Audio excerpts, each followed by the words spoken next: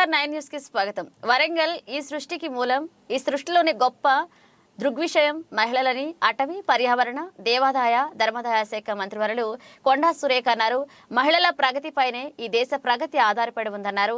మార్చి 8న అంతర్జాతీయ మహిళా దినోత్సవాన్ని పురస్కరించుకుని శనివారం ఎలక్ట్రిసిటీ ఉమెన్స్ వెల్ఫేర్ అసోసియేషన్ ఆధ్వర్యంలో మిన్ కాంపౌండ్ ప్రాంతంలోని TSS PDCL కార్పొరేట్ కార్యాలయంలో నిర్వహించిన వేడుకల్లో మంత్రి కొండా సురేఖ పాల్గొన్నారు. వేదిక ప్రాంగణానికి చేరుకున్న మంత్రి విద్యుత్ శాఖ మహిళా ఉద్యోగులు, సిబ్బంది స్వాగతం పలికారు. ఈ సందర్భంగా మంత్రి కేక్ కట్ చేసి మహిళా ఉద్యోగులందరికీ అంతర్జాతీయ మహిళా దినోత్సవ శుభాకాంక్షలు తెలియజేశారు.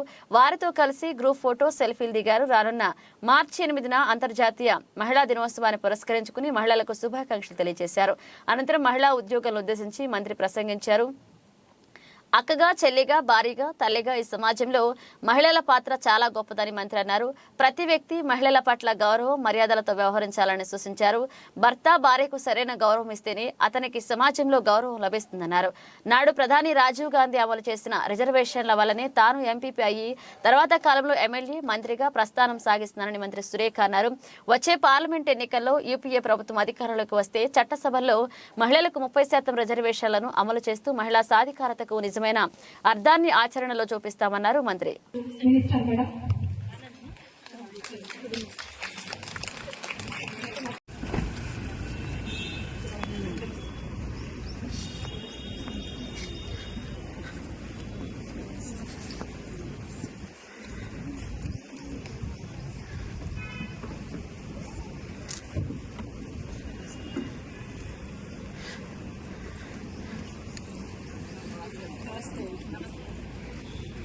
ఎలక్ట్రిసిటీ ఉమెన్స్ వెల్ఫేర్ అసోసియేషన్ ఆధ్వర్యంలో మరి ప్రెసిడెంట్ జ్యోతిరాణి గారు, జనరల్ సెక్రటరీ తులసి గారు, CGM, GM, SCs, DEs and all the staff, అదే విధంగా ఇంకా ఇతర యూనియన్ సంబంధించినటువంటి పెద్దలు, మరి నా సోదరీమణులందరికీ కూడా నా హృదయపూర్వక నమస్కారం.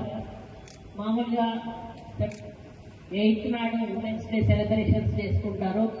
కామన్గా కుదరని వాళ్ళు 1వ తారీఖు నుంచి స్టార్ట్ చేస్తారు. నిన్ననో మొన్ననో 2 రోజుల క్రితం తులసి గారు వచ్చి రావాలి మేడం అని అన్నారు. అంటే నేను ఇక్కడ ఉంటే వస్తానమ్మా తప్పకుండా అనేటువంటి మాట చెప్పాను.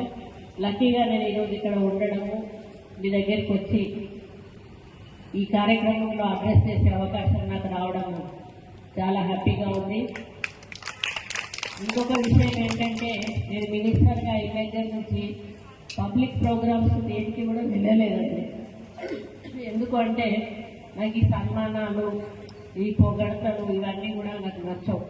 పని ఒక్కటే కావాలి, పని చేసుకోవాలి. మీరు రావాలి, మీకు పని చేస్తా, మీకేమైనా పని కావాలంటే వచ్చి చేయగలుగుతా.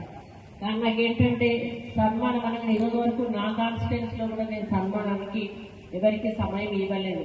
సన్మానం అంటే టెంట్లు, బొకేలు, శాల్వాలు ఇవన్నీ తీసుకొచ్చి అది అయిపోయిన మరుక్షణము ఒక చెత్తబుట్టలో వేసేసి దాని పని అయిపోతుంది. దానివల్ల లాభం ఏంటి ఒకసారి మనం ఆలోచించాలి. దాంతో నష్టం. ఈరోజు ఈ పూటకు టిఫిన్ చేయడానికి 20 రూపాయలు చేతిలో లేని వాళ్ళు చాలా మంది సమాజంలో ఉంటారు. నేను అదే చెప్తాను, మీరు నాకు సన్మానం చేయాలనుకుంటే మీ డివిజన్ వాళ్ళు ఎంత కలెక్ట్ చేసుకొని సన్మానం చేస్తారో అంత కలెక్ట్ చేసుకోండి. ఒక ఆర్ఫన్ హోమ్కో లేకపోతే ఒక వృద్ధాశ్రమానికో ఎక్కడికో దగ్గరికి పోయి ఈరోజు కొండా సురేఖ గారి సన్మాన నిమిత్తము మేము జమ చేసినటువంటి డబ్బుతోటి మీకు ఈ భోజనం పెడుతున్నామని చెప్పి వాళ్ళకి భోజనం పెట్టండి పూర్తిగా. అది నాకు సంతోషాన్ని ఇస్తుంది. కానీ నాకు ఈ శాల్వాలు ఇట్లాంటివి వద్దు అని చెప్తాను. అయినా కూడా పబ్లిక్లో మార్పు అంత తొందరగా రాదు. నేను అందుకే పదే స్ట్రిక్ట్గా ఇక్కడ తులసి గారికి ఫోన్ల మీద ఫోన్లు చేయించాను. ఒకవేళ బొకే కనిపిస్తే నేను వెనక్కి వెళ్ళిపోతానని చెప్పి చెప్పారు మేడం. షాల్వు బొకే కనిపిస్తే కారు కూడా దిగాలని చెప్పారు మేడం. నా అదృష్టం కొద్ది ఇక్కడ అటువంటిది ఏం కనిపించకపోవడం నాకు చాలా హ్యాపీగా ఉంది. ఎందుకంటే డబ్బును వృధా చేయడం చాలా బాధాకరం. ఒక శాల్వ కొనాలంటే ఒక 200, 250 అవుతాయి. అదే ఒకరికి ఇచ్చామనుకోండి, ఆ రోజు 3 పూటల కొంచెం కడుపు నిండా భోజనం చేస్తారు భోజనం లేని వాళ్ళు. ఇక నుంచి మీరు కూడా ఇదే దృక్పథంతో ఆలోచించి మీలో 10 మంది మారినా కూడా నాకు చాలా సంతోషం అని చెప్పి నేను ఈ సందర్భంగా ఉన్నాను. ఇంకా ఉమెన్స్ డే గురించి ఎంత చెప్పినా కూడా చాలా తక్కువ. స్త్రీని భూదేవితో పోలుస్తారు. భూదేవికి ఎంత సహనం ఉంటుందో స్త్రీకి కూడా అంత సహనం ఉంటుంది. భూమిలో ఏమేమి దాగి ఉంటాయో మనందరికీ తెలుసు. అగ్నిపర్వతాలు దాగి ఉంటే ఇంకా చెప్పాలంటే నాకు సైంటిఫిక్గా అవన్నీ గుర్తుకు రావు, కానీ భూమికి ఉన్నంత ఓపిక అంటారు ఏదున్నా కూడా భూదేవితో పోలుస్తారు. అంతటి ఓపిక మహిళకు ఉంటుంది కాబట్టే తల్లిగా, భర్తగా, చెల్లిగా అన్ని రకాల పాత్రలను కూడా చాలా న్యాయంగా తను పోషిస్తుంది. కానీ తనే కష్టపడుతుంది, తనే బాధపడుతుంది, తన కుటుంబం కోసం తపన పడుతుంది. మళ్ళీ కొన్ని చోట్ల తనే సమస్యలు ఎదుర్కొంటుంటుంది. అది బాధాకరం. ఎందుకంటే ఎంతో అడ్వాన్స్గా మనం ముందుకెళ్తా ఉన్నాం. పూర్వకాలంలో కిచెన్ నుంచి బయటకు వచ్చేది కాదు, కానీ ఈరోజు మెల్లిమెల్లిగా అన్నింటిలో కూడా మగవాళ్ళతో సమానంగా మహిళ బయటికి వచ్చి అన్ని చేస్తూ ఉన్నా కూడా ఇంకా మహిళల మీద జరిగేటువంటి అఘాయిత్యాలు కానీ అన్యాయాలు కానీ జరగకుండా ఆగడం లేదు అనేటువంటి విషయం మనందరికీ కూడా తెలుసు. ఒకసారి మనం ఉపనిషత్తులు అవన్నీ ఉంటాయి కదా, వేదాలు ఉపనిషత్తులు అవన్నీ వెనక్కి వెళ్ళి చూసినప్పుడు అప్పుడు మొదట స్త్రీకి గౌరవం ఇచ్చేవాళ్ళు. ఏంటి అంటే మంత్రం అంటే గాయత్రి మంత్రం, నదుల పేర్లు అంటే కృష్ణ, మన తుంగభద్ర, ఇట్లా నర్మద, అన్ని మహిళల పేర్లే. మహిళలతోటే ఉండేటివి ప్రతిదీ కూడా. ఇప్పుడు మనల్ని మాట్లాడేటప్పుడు కూడా భార్యాభర్తలు అంటారు, భర్త భార్య అన్నారు. అక్క అంటే అన్న చెల్లెలు అన్నారు. అక్కని ఫస్ట్ అంటారు, అక్క అన్న అంటారు. ఇద్దరి భార్యాభర్త, తల్లి తండ్రి, అట్లా ఈ విధంగా మొదట మహిళ పేరు పెట్టిన తర్వాతనే మగవాళ్ళ పేరు పెడతారు.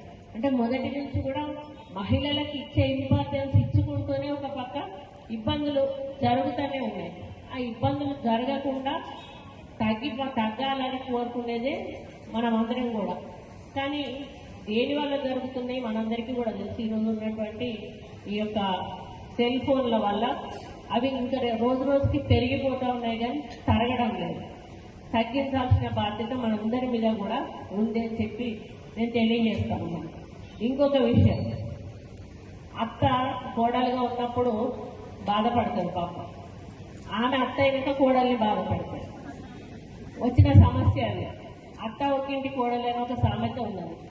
అత్త తన అత్త దగ్గర బాధపడ్డప్పుడు కోడలు వచ్చినప్పుడు ఏం చేయాలి? అయ్యో నా అత్త దగ్గర నేను ఇంత బాధపడ్డా, నేను ఇంత మానసిక వేదన అనుభవించిన, నా ఇంటికి ఒక కోడలు నేను ఇట్లా వచ్చానో వచ్చింది, కాబట్టి నేను పడ్డ బాధ నా కోడలు పడకూడదు అని చెప్పి తను కోడల్ని ప్రేమతోటి చూడాలి. కానీ ఆ మార్పు మనలో రాదు. మళ్ళీ యాజ్ ఇట్ ఈస్గా అది చరిత్ర రిపీట్ అవుతుంది. అది కూడా కాకుండా ఉండాలనేది నా యొక్క అభిప్రాయం. ఇంకొకటి, అమ్మాయి పుట్టంగానే అయ్యో అమ్మాయా అంటే అమ్మాయి లేని మీరెక్కడి నుంచి వచ్చారు? తను ఎక్కడి నుంచి వచ్చింది? తల్లి ఎక్కడి నుంచి వచ్చింది? భర్త ఎక్కడి నుంచి వచ్చారు? ఈరోజు ఈ సృష్టికి మూలం ఆడది. ఆడమే లేకపోతే జన్మంటూ లేదు. లేనప్పుడు ఆమెనే మళ్ళీ అవమానపరుస్తూ అయ్యో అమ్మాయా అనేటువంటి నుంచి వచ్చారు. ఈరోజు ఈ సృష్టికి మూలం ఆడది. ఆడమే లేకపోతే జన్మంటూ లేదు. లేనప్పుడు ఆమెనే మళ్ళీ అవమానపరుస్తూ అయ్యో అమ్మాయా అనేటువంటి మాట మాట్లాడడం చాలా బాధపడుతుంది. ఎవరన్నా రెండోసారి అమ్మాయి పుట్టాననే అమ్మాయి అంటే సంతోషపడతాండి. ఇవాళ రేపు కొడుకులు ఎవరు తల్లిదండ్రులను పెంచట్లేదు, తీసుకుపోయి అనాథాశ్రమాలలో పారేస్తూ ఉన్నారు. ఉన్న దాంట్లో కొంతైనా పెట్టి ఆడపిల్లల తగల కోసం చేస్తూ ఉన్నారు. నీకు కూతురు పుట్టిందని సంతోషించు అని చెప్పి నేను చెప్పడం జరుగుతుంది. కాబట్టి ఈ విధంగా చెప్పుకుంటూ పోతే మహిళలు ఎన్నో విధాలుగా అన్నింటిలో గర్వకారణంగా నిలిచిన సందర్భాలు చాలా ఉన్నాయి. ఇప్పుడు ఇక్కడ ఉన్న అసోసియేషన్ వాళ్ళని చూస్తేనే తెలుస్తూ ఉంది. ఈరోజు ఒక రేషన్ సెక్రటరీ గారు తీసుకున్న నిర్ణయంతో ఇంతమంది మహిళలు మీరు ఇక్కడికి వచ్చారు. మరి నేను ఇక్కడ నిలబడ్డా అంటే దానికి కూడా గర్వకారణంగా నేను చెప్పుకుంటా సోనియా గాంధీ గారు, రాజీవ్ గాంధీ గారు. ఎందుకంటే అప్పుడు 33% రిజర్వేషన్ తీసుకొచ్చింది ఆయన. ఆ రిజర్వేషన్లోనే నేను ఎంపీపీ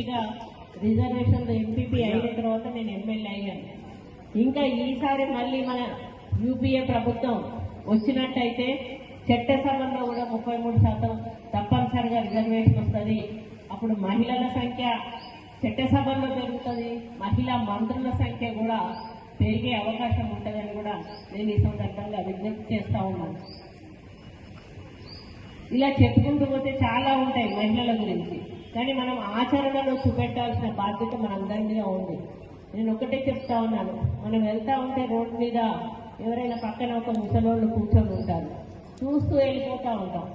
నేను ఒకటే అడుగుతా, వాళ్ళు కనపడ్డప్పుడు ఆగండి, ఒక 50 రూపాయలు 100 రూపాయలు ఇవ్వండి. అది మీకేం పెద్ద ఇబ్బంది కాదు, అది ఒక మంచి పని, అది మీకు పుణ్యాన్ని లభిస్తుంది. నేను ఎప్పుడు కూడా నా పర్సులో డబ్బులు పెట్టుకుంటా. అప్పుడు 50 రూపాయలు 100 రూపాయలు పెట్టుకునేది, అప్పుడు ఇప్పుడు 200 500 నోట్లు ఉంటాయి. మా ఆయన వెళ్ళేటప్పుడు మరీ అడుగుతాడు, చేంజ్ పెట్టుకున్నావా అని అడుగుతాడు.